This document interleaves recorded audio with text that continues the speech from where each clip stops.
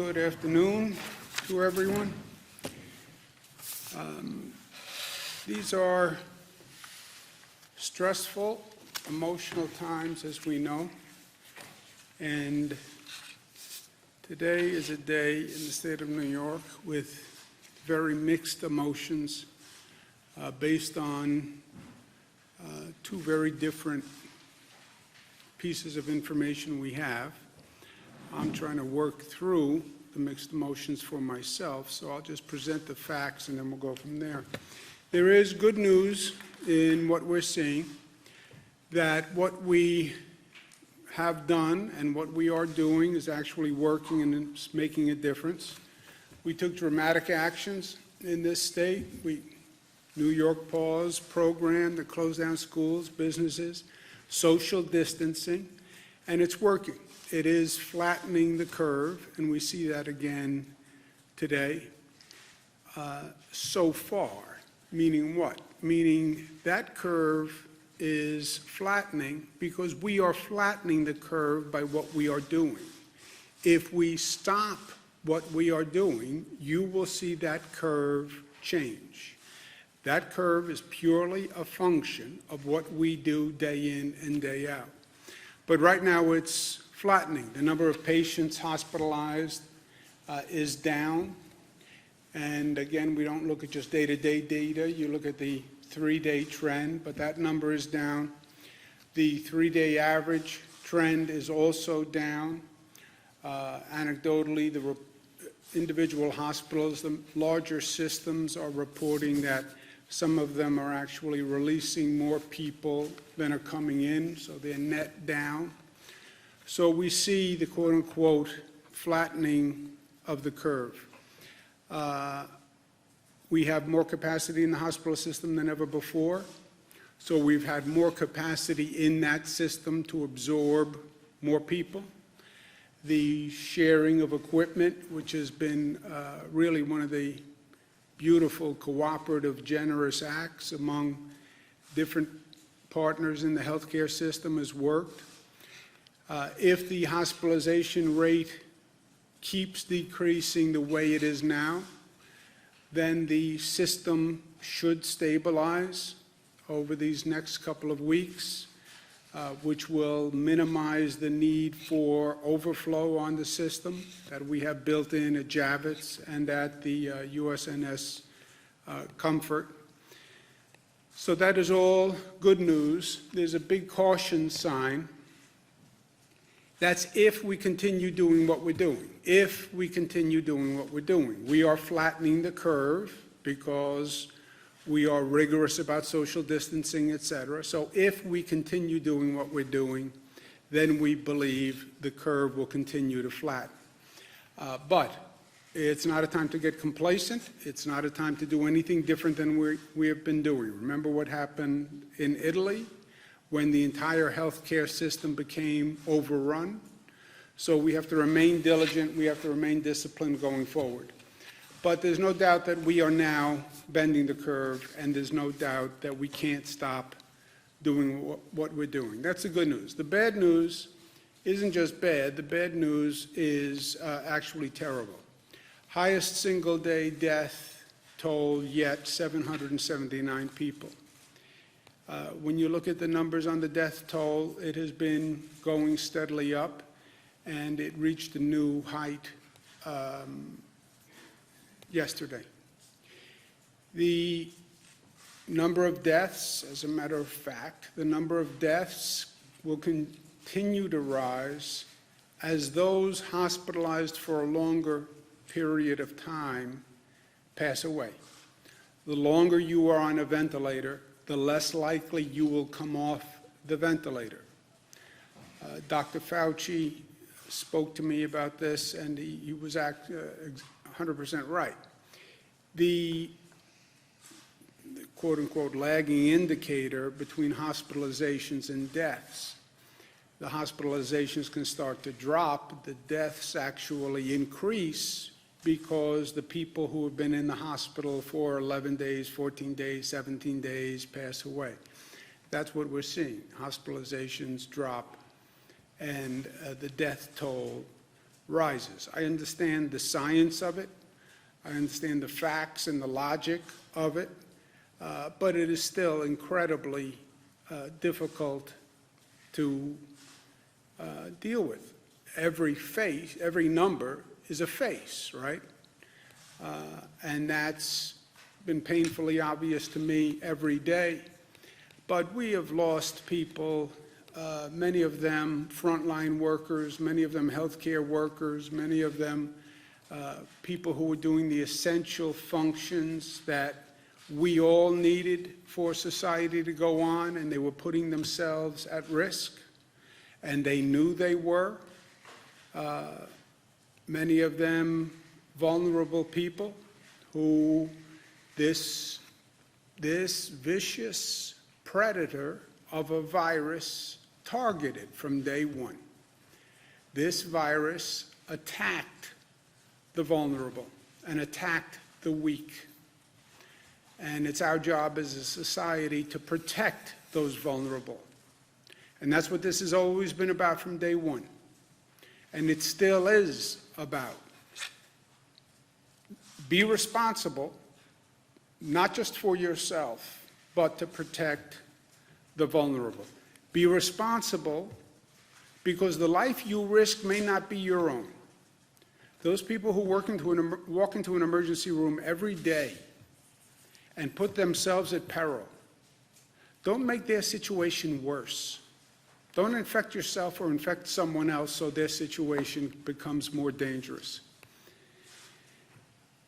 Just to put a perspective on this, 9/11, which so many of us lived through in this state and in this nation, 2,753 lives lost. This crisis, we've lost 6,268 New Yorkers. I'm going to direct all flags to be flown at half-mast in honor of those who we have lost to this virus. Big question from everyone, from my daughters, I'm sure around most people's dinner table. When will things go back to the way they were? I don't think it's about going back. I don't think it's ever about going back. I think the question is always about going forward. And that's what we have to deal with here. It's about learning from what we've experienced, and it's about growing, and it's about moving forward. Well, when will we return to normal? I don't think we return to normal. I don't think we return to yesterday, where we were. I think if we're smart, we achieve a new normal. The way we are understanding a new normal when it comes to the economy and a new normal when it comes to the environment. Now we understand the new normal in terms of health and public health. And we have to learn just the way we've been learning about the new normal in other aspects of society. We have to learn what it means, global pandemic, how small the world has actually gotten. Someone sneezes in Asia today, you catch a cold tomorrow. Whatever happens in any country on this globe can get on an airplane and be here literally overnight. And understanding this phenomenon and having a new appreciation for it, how our public health system has to be prepared, and the scale to which we need a public health system. Look at the way we're scrambling right now to make this work. We have to learn from that. I think we've also learned positive lessons. We've found ways to use technology that we never explored before. You have a New York State court system that, thank you, Chief Judge, is basically developing a virtual online court system, which has all sorts of positive benefits going forward. Using technology for healthcare, using technology for work from home, using technology for education. I think these are all positives that we can learn. Testing capacity, which we still have to develop. That is going to be the bridge from where we are today to the new economy, in my opinion. It's going to be a testing-informed transition to the new economy, where people who have the antibodies, people who are negative, people who have been exposed and now are better. Those are the people who can go to work, and you know who they are because you can do testing. But that we've all developed a sense of scale over the past few weeks in dealing with this. There's also lessons to be learned. Why are more African Americans and Latinos affected? We're seeing this around the country. Now, the numbers in New York are not as bad as the disparities we see in other places across the country, but there still are apparently disparities. Why?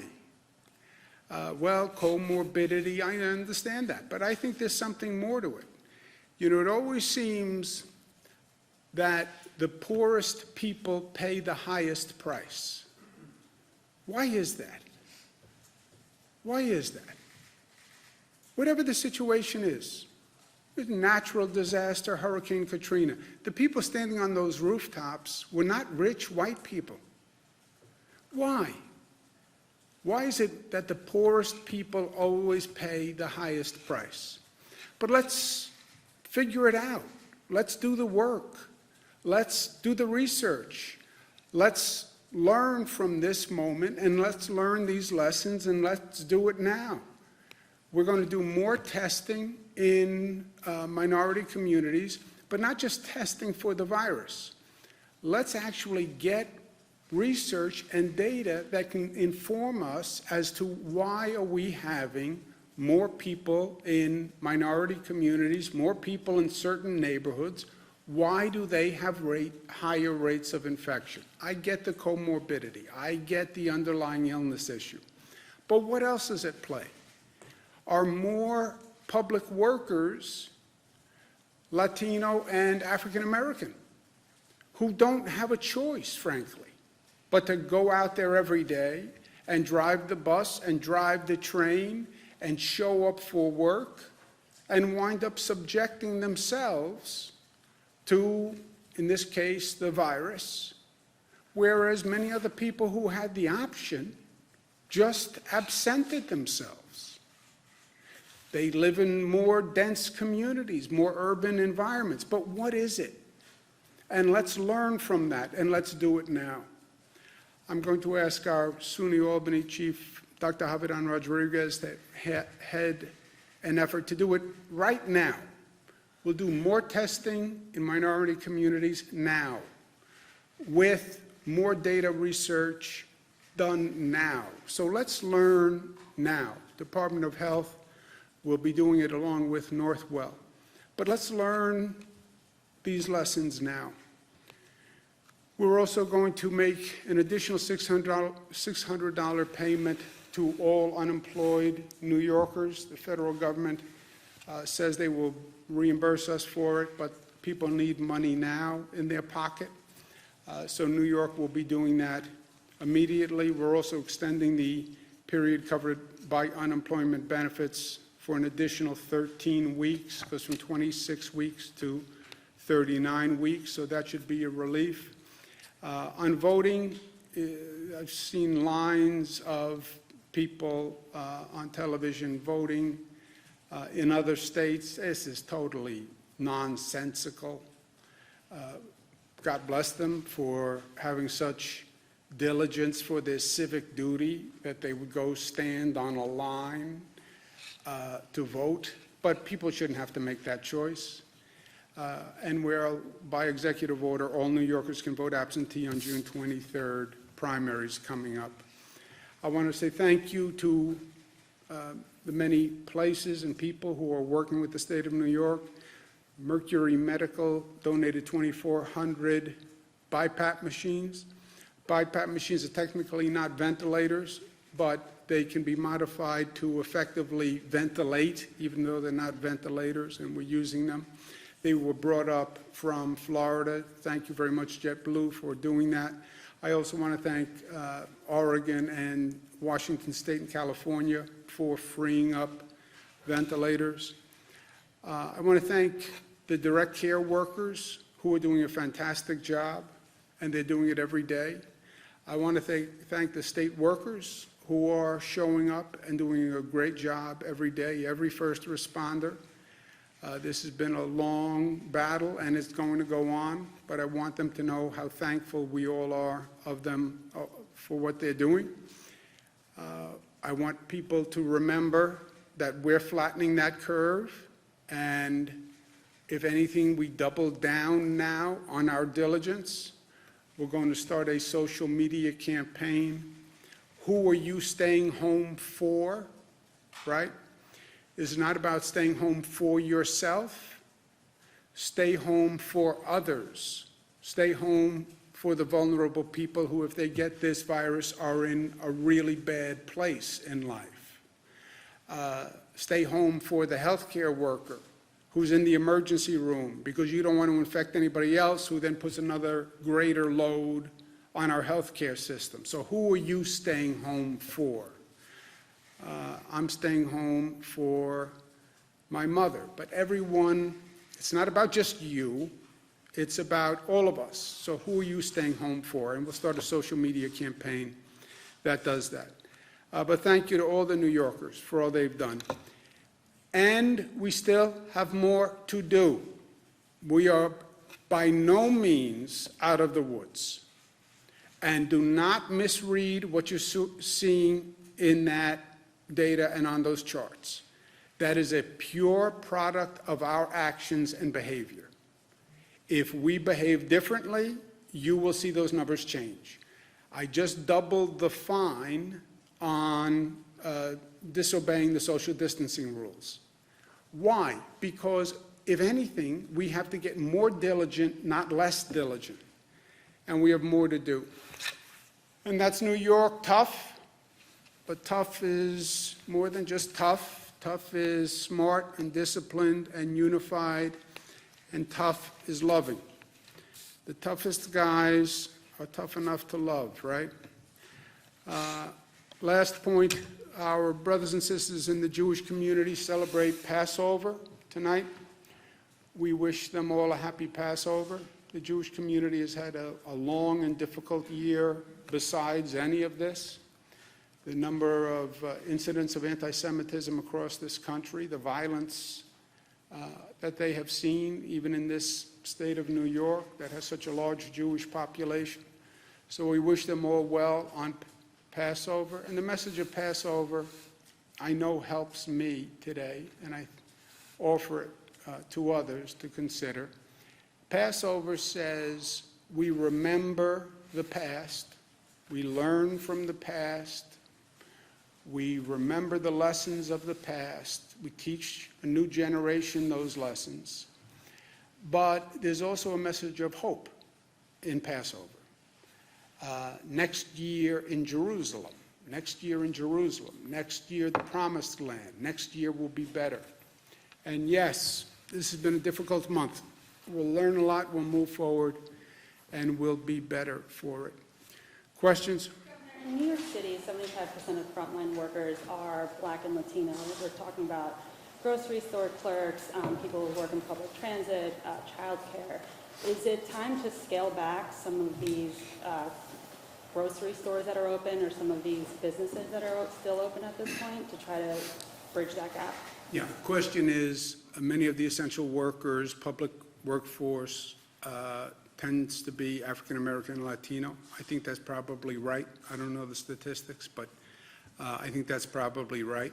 I also believe the frontline workers do have a greater exposure than most people. I think that's one of the things we'll find when we do this research on why is the infection rate higher with the African American community and the Latino community. Again, the disparity that we're seeing in New York is nothing like what you see in other places across the country. But I think it is something that we have to understand. I don't think we can reduce the essential services.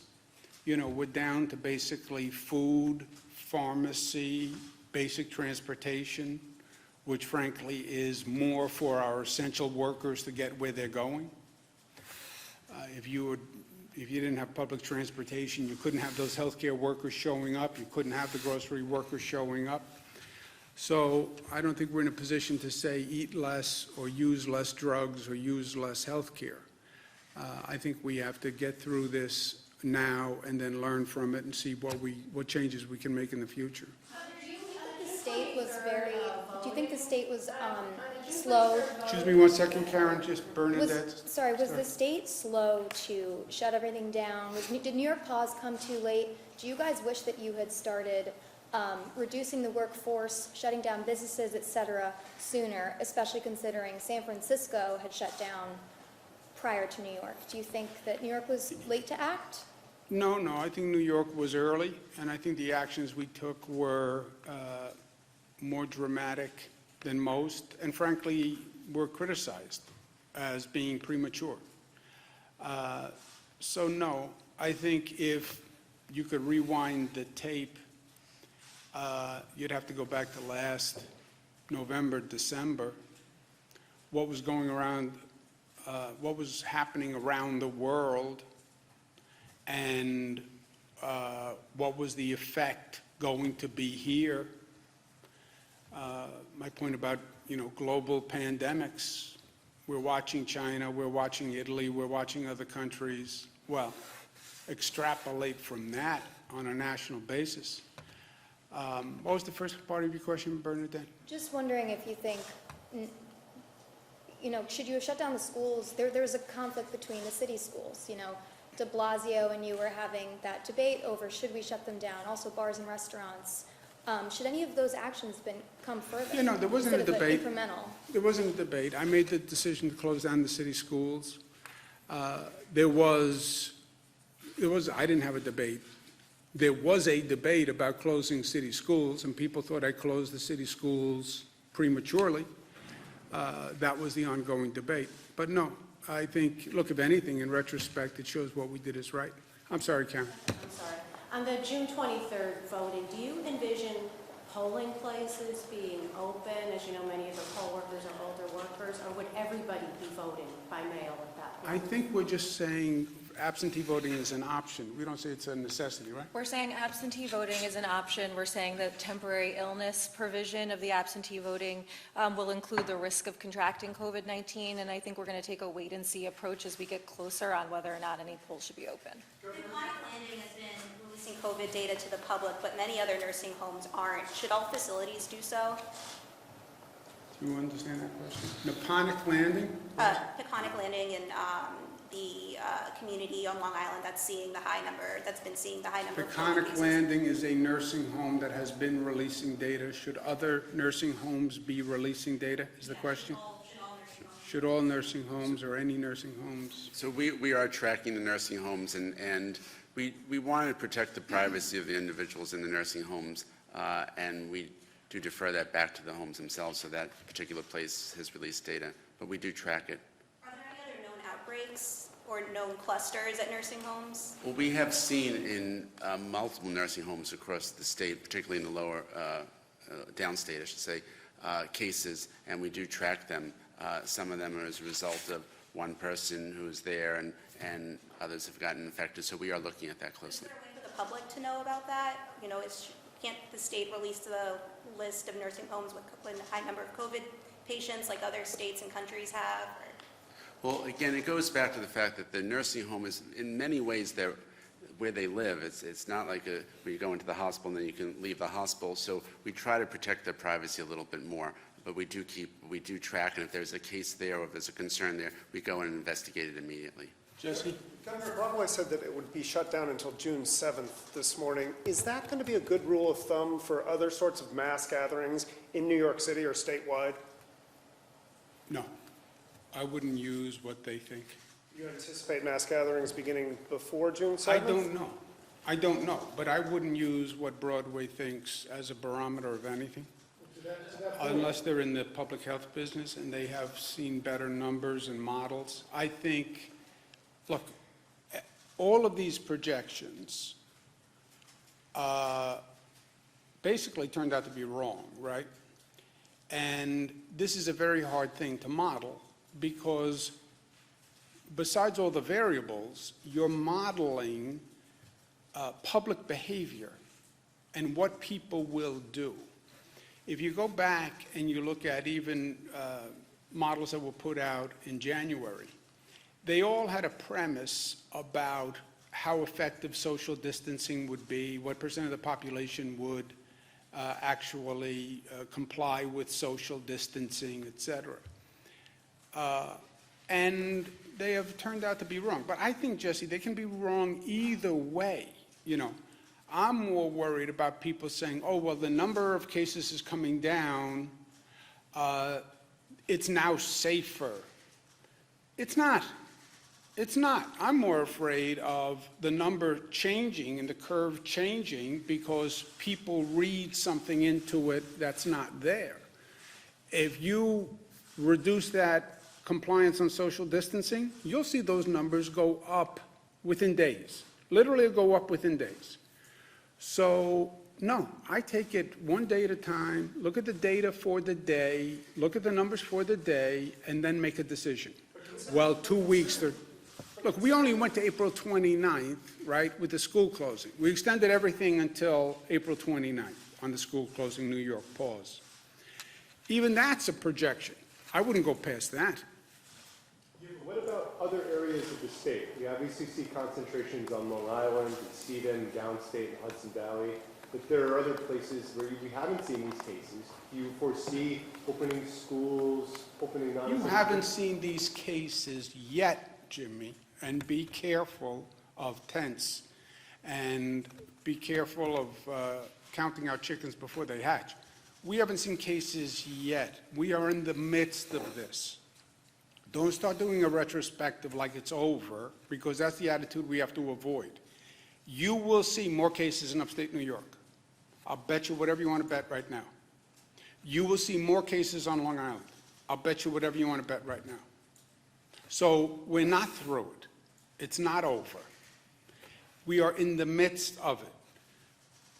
We have some good news in that what we're doing is working.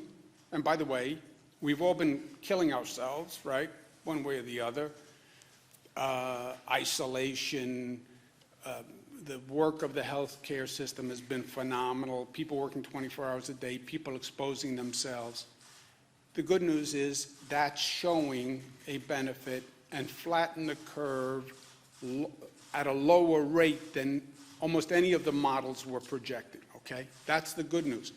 But we are still in the midst of it.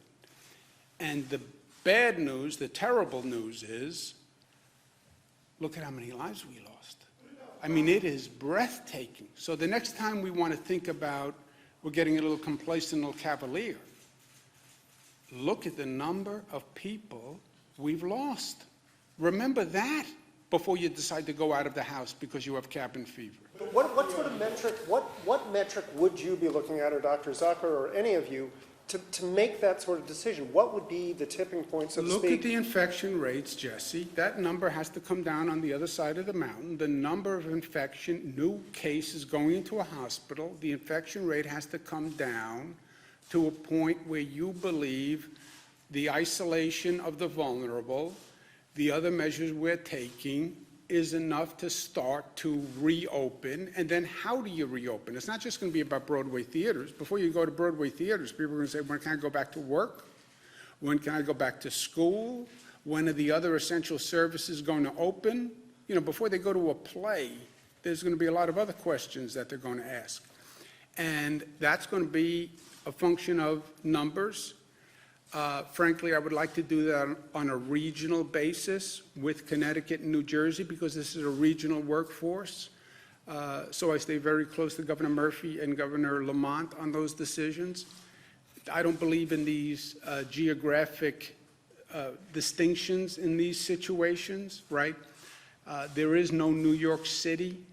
There's New York City, there's Nassau, there's Suffolk, there's Westchester, there's Rockland, right? The virus doesn't stop at a border, and these decisions are regional in nature.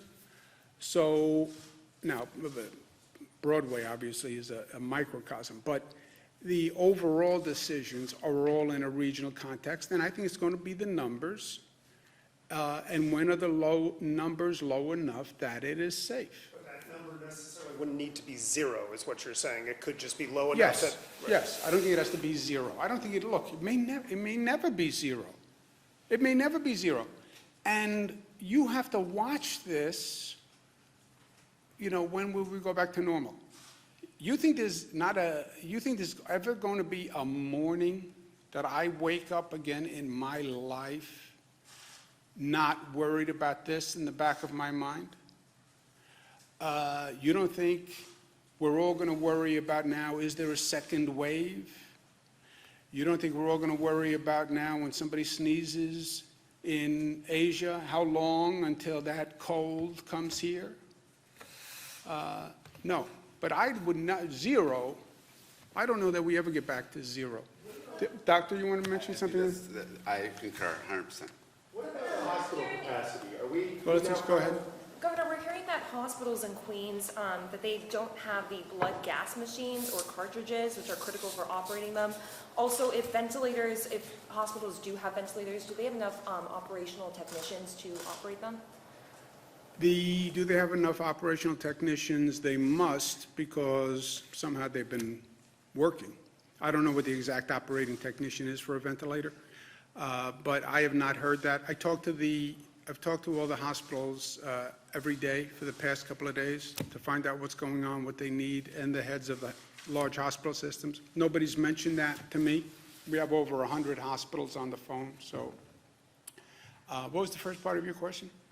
Blood gas machines or cartridges? Blood gas machine cartridges. Yeah. Dr. Zucker is an expert on blood gas machine cartridges. He gave me some for my birthday last year, actually. He said, just in case. I didn't know what he meant at the time. And now I know. And he's going to give me a ventilator this birthday, so I'm going to put it all together. Go ahead, you want to ask the So blood those gas are part of the supplies to run the point-of-care testing, which is a blood gas, the lab test that we do at the bedside. And if there is a decrease in supplies, we are looking into all of them to get them to the hospitals that are needed.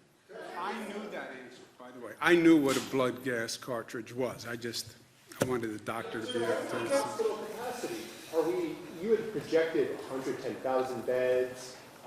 It sounds like if we're nearing the apex or at the plateau, whatever, what number do we have? What do we need these temporary facilities? What are the updates on those numbers? Both in Not full, Mike. ventilators, Not beds, full, Mike, you're right. That's my whole point. We're flattening the curve now below projected peaks because of our behavior. But again, Jimmy, you want to talk about this in the retrospective. There is no retrospective. You're in the middle of it. If you walk in front of traffic on the way home, yes, you're young, you may have a different life expectancy based on your action. We are in the middle of it. I'm not going to say to anyone, right now you've seen a little flattening. That's all you've seen. You've seen 4 or 5 days of flattening. Oh, it's flat. No, you have 4 or 5 days of flattening. You could have tomorrow morning we wake up and the number is back up. So I'm not willing to say, because it's not true, that any of this is over or anything has been accomplished, because this is just a small snapshot in time where we are. At this rate, we are below projected numbers. Governor, are you worried? Peak projection, what is the number of beds we have now, and what is the number of patients? There is no in new those beds? peak projection. There is no new peak projection. Listen to what I'm saying. Nobody is saying we peaked. We have flattened the curve for this period of time. If you continue doing what you're doing, might one think the flattening would continue? One might think that. But nobody knows. Nobody knows. Are you worried about undercounting in terms of people that may have died at home and not been diagnosed with COVID-19? I think that's a very real possibility. And have you given any thought, or has anyone? We're done any looking at models? other models of counting, Any- but I don't know, no, I have no idea. The question is, if people died at home, might you not have those numbers because they would only come from basically a funeral home? We're looking at other models because right now, most of the data we have comes from hospitals and major institutions, nursing homes. So there could be a deviation, no doubt about that. And also impact the hospitalization rate, and couldn't that skew the measurements that you guys have been doing on hospitalizations if there have been that many at-home deaths that have not been tallied and those people No, have not been nobody said tested? there'd been that many at-home deaths. Jessica, question, could there, yeah, there've been, well, people have said there may be people who have died at home who have not been counted. That is a possibility, right. That would never affect the hospitalization rate, because the hospitalization rate is the number of people who walk into the hospital, right? That is different than the number of people who have passed away. Right, but if people were dealing with this illness at home and perhaps they had symptoms that would have been treatable, or it would have caused them to go to the hospital. So, like it's confusing because if people are in the hospitals, right, but if someone's at home because they can't go to the hospital, Well, you're how right. do you? If someone equate- never went to the hospital and just stayed at home and passed away at home, they would never show up in the hospitalization rate. They would show up in the number of deaths.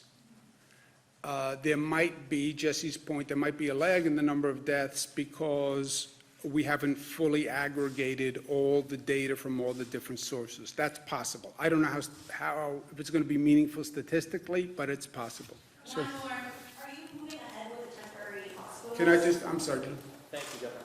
Governor, there is an emergency room physician in New York City, and I'm sure Dr. Zucker would want to comment on this too, who says he's seeing a very high percentage of patients, maybe 70%, die who are put on ventilators. He's thinking the approach is all wrong. We need to rethink the protocol, that these patients might not need the ventilators. They might need oxygen instead.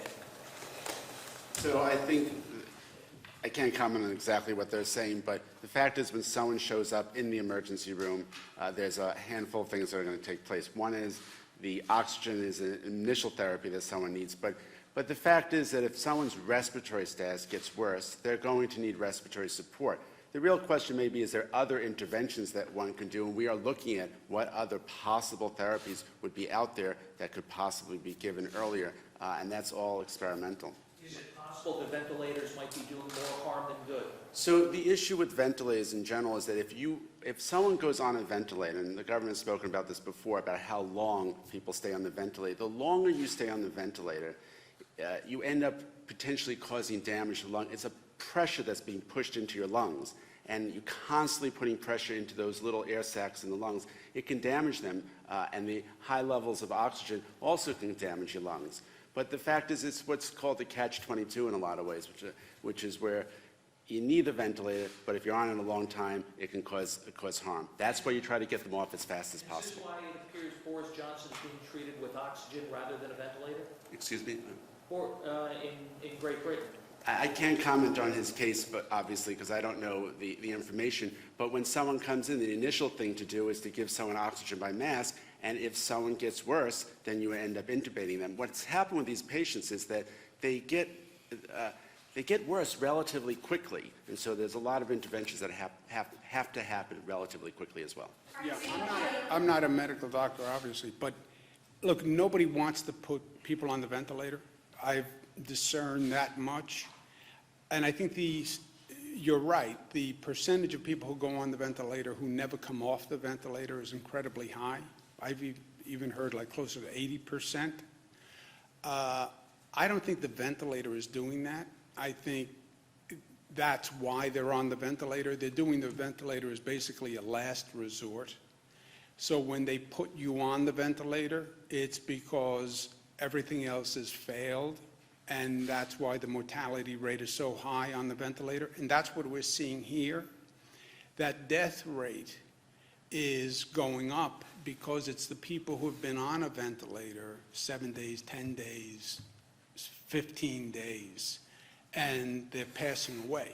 So when we had that big increase in hospitalizations about 10 days ago, 2 weeks ago, that big spike in hospitalizations, what we're seeing is the people who went into the hospital on that day, 10 days ago, 12 days ago, who didn't get better, who was put on a ventilator, is now passing away. And that's what's driving this death toll. And look, that number, what's even making it more depressing and distressing, that death toll probably will be this high or near this high or even higher for the next several days, because it's the coefficient of the high hospitalization rate from 2 weeks ago or so.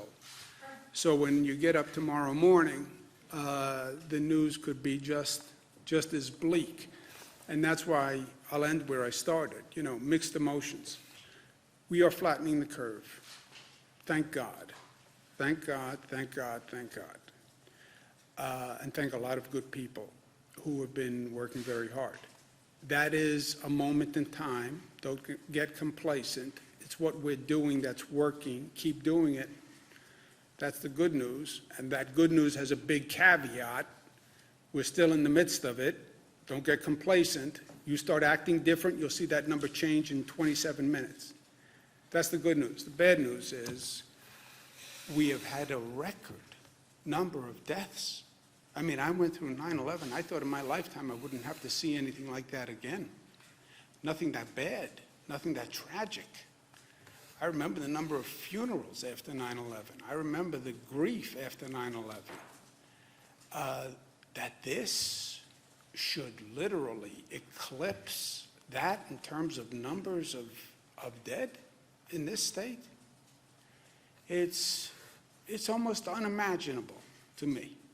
Then how do you square those two things? We're making progress. We lost more people than ever before on a single day. Okay, I'm going to work. Thank you, guys. Temporary hospitals outside of Javits and Comfort across the state? We are not building more. We're still maintaining them. We are still in the midst. Don't get overconfident. Don't get complacent. We're still in the midst of this. This can still turn any way from Sunday. Governor, have you spoken to Gavin Newsom in California about a possible consortium to buy medical supplies? I have not talked to him about a possible consortium, but it's one of the things the National Governors Association is talking about. Because what we just went through, where states are competing with other states, this made absolutely no sense for anyone. So a statewide consortium would be a positive alternative, or a federal government that did all of the purchasing instead, Jesse, and then just gave it to the states that You need need it. a multi-state consortium, right? Federal government can purchase, right? When I was in the federal government, FEMA effectively was the shipping clerk. They did the purchasing, they disseminated to the states. That's the simplest system. Federal government on a federal disaster, which means multiple states, that's a federal disaster. They are the purchasing entity. They are the master